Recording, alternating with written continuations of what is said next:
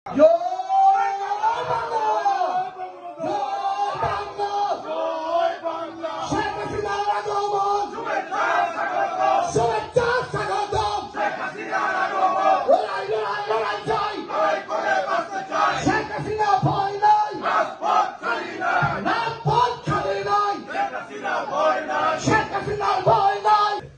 মাননীয় প্রধানমন্ত্রীর পক্ষ থেকে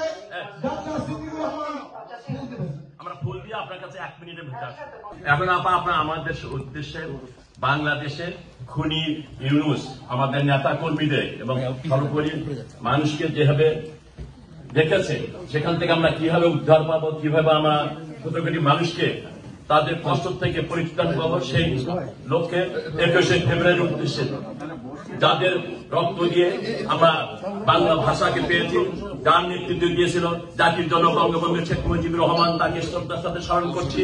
এবং যারা 21শে ফেব্রুয়ারিতে জীবন দিয়ে বাংলা ভাষাকে, আমাদের মাতৃভাষাকে স্বীকৃতি দিয়েছে, তাদের প্রতি বিনম্র শ্রদ্ধা জানিয়ে আপনাকে আপনার মূল্যবান বক্তব্য এবং আমরা বাংলাদেশে এখানে কিভাবে ইউনূসকে যত দূর সম্ভব তাড়াতাড়ি আমরা বাংলাদেশ থেকে তার জঙ্গি বাহিনীকে বিতাড়িত করব, এই বিষয় নিয়ে আপনি আমাদের আপনার মূল্যবান বক্তব্য প্রদান করবেন। আপনাকে বিনীত অনুরোধ করছি আপনার বক্তব্য প্রদান করার জন্য।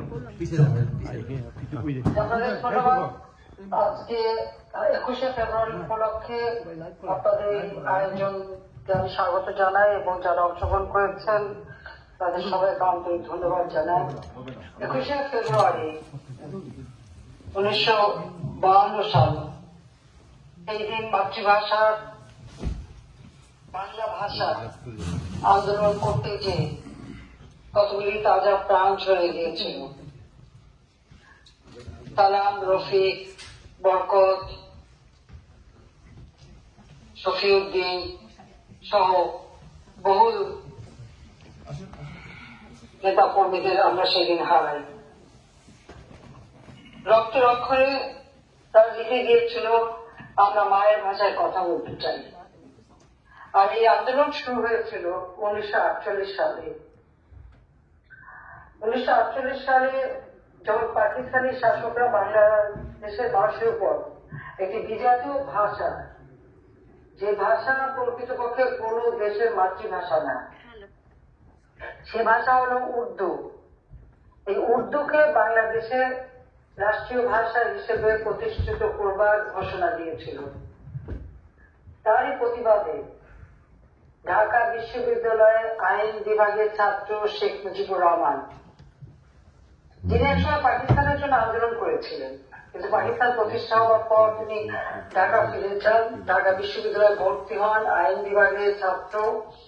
যখন দেখলেন যে পাকিস্তানিরা আমাদের সংস্কৃতির উপর আঘাত হানছে, আমাদের মাতৃভাষায় কথা বলার অধিকারটুকু কেড়ে নিচ্ছে, তিনি তার প্রতিবাদ করেন এবং 21 সালে প্রথম ফেব্রুয়ারি মাসে একটি মিটিং হয় এবং জানুয়ারি 4 জানুয়ারি বঙ্গবন্ধু শেখ মুজিবুর রহমান ছাত্রলীগ গঠন করেন।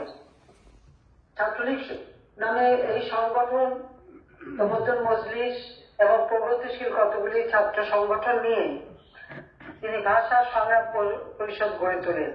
তারই প্রস্তাবে মাতৃভাষা সংগ্রাম পরিষদ গঠিত হয় এবং সেই দিন 11ই মার্চ ধর্মঘটের ডাক দেওয়া হয় এবং সেই ধর্মঘট করতে যে বঙ্গবন্ধু শেখ মুজিব সহ অনেক ছাত্র নেতারা গ্রেপ্তার হয় এবং সেইভাবেই কিন্তু আমাদের মাতৃভাষার অধিকার আদায়ের আন্দোলন শুরু হয়। সেই আন্দোলনের পথ দিয়ে একের পর এক কর্মসূচি এবং সারা বাংলাদেশে প্রতি জেলায় জেলায় লিফলেট, প্যাম্পলেট, প্রচার বিভিন্ন মাধ্যমে ছাত্র নেতা ছড়িয়ে পড়ে এবং বাংলাকে রাষ্ট্রভাষার মর্যাদা দেওয়ার জন্য আন্দোলন শুরু হয়। এই আন্দোলন করতে যে এবং ঢাকা বিশ্ববিদ্যালয়ের 4র্থ শ্রেণীর কর্মচারীদের অধিকার প্রতিষ্ঠা করতে যে তিনি বারবার গ্রেপ্তার হন। এরপরে যখন 49 সালে তাকে গ্রেপ্তার করা হয় আর তাকে বঙ্গবন্ধু শেখ মুজিবকে মুক্তি দেওয়া হয়নি। ওই সময় অনেকে বলা হয়েছিল যে বসলেখা দিলে এবং 15 টাকা ফাইন দিলে তাহলে তারা মুক্তি পাবে। বঙ্গবন্ধু শেখ মুজিবের কথা ছিল যে এই মুসলিকা দেওয়া আর ফাইন দেওয়ার অর্থ হলো যে অন্যায়কে মেনে নেওয়া। তিনি সেটা মেনে নেননি, তাকে ঢাকা বিশ্ববিদ্যালয় থেকে বহিষ্কারও করা হয় এবং তাকে গ্রেপ্তার করার পর তিনি কারাগারে বসেও এই ভাষা সংগ্রামটা যেন অব্যাহত থাকে তার জন্য নানাভাবে কাজ করে যান। ঢাকা মেডিকেল কলেজে তাকে যখন চিকিৎসার জন্য নিয়ে আসে তখন সেই সময় তিনি ছাত্রলীগের নেতৃবৃন্দ খালেক নেয়াজ সহ কাজী গোলাম মাহবুব এবং অন্যান্য নেতৃবৃন্দ তাদের সঙ্গে গোপনে দেখা করেন এবং তাদেরকে 21শে ফেব্রুয়ারি দিনটা ছিল 52 সালে প্রাদেশিক পরিষদের বাজেট সেশন। তখন প্রাদেশিক পরিষদ বসত ঢাকা বিশ্ববিদ্যালয়ের জগন্নাথ হল। আপনাদের মনে আছে জগন্নাথ হলটা ভেঙে পড়ে গিয়েছিল একবার, যত সম্ভব 2015 সালে। ওটাই ছিল প্রাদেশিক পরিষদের অ্যাসেম্বলি হল আর ঢাকা মেডিকেল কলেজ, আর ওখানে ছিল ছাত্রদের হোস্টেল যেগুলি ছিল সাধারণত টিনের ঘর। তো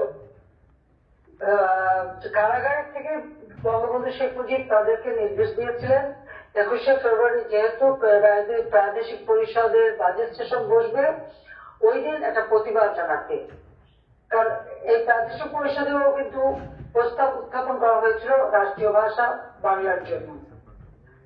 সেই আন্দোলন করতে যেয়েই কিন্তু ছাত্রদের গুলি করা হয় এবং সেই দিন এই সমস্ত ভাষা শহীদ জীবন দেয়। আমি আজকের দিনে সকল ভাষা শহীদদের প্রতি আমার শ্রদ্ধা জানাই।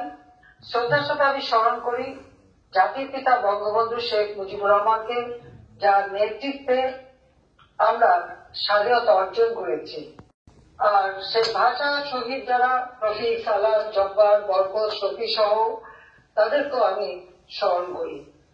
আজকে এই যুগে এসে আমরা দেখি সেই ছাত্রীকে ব্যান করা হলো। ছাত্রলীগের ইতিহাস ওতপ্রোতভাবে জড়িত, এটা কেউ অস্বীকার করতে পারবে না। কিন্তু আজকে সেখানে এমন একটা 2024 সালে সেই 5ই আগস্টের পর থেকে এমন এক সরকার বাংলাদেশের ক্ষমতা আসলো যে তারা ইতিহাসই মুছে ফেলার চেষ্টা করে যাচ্ছে। Reset button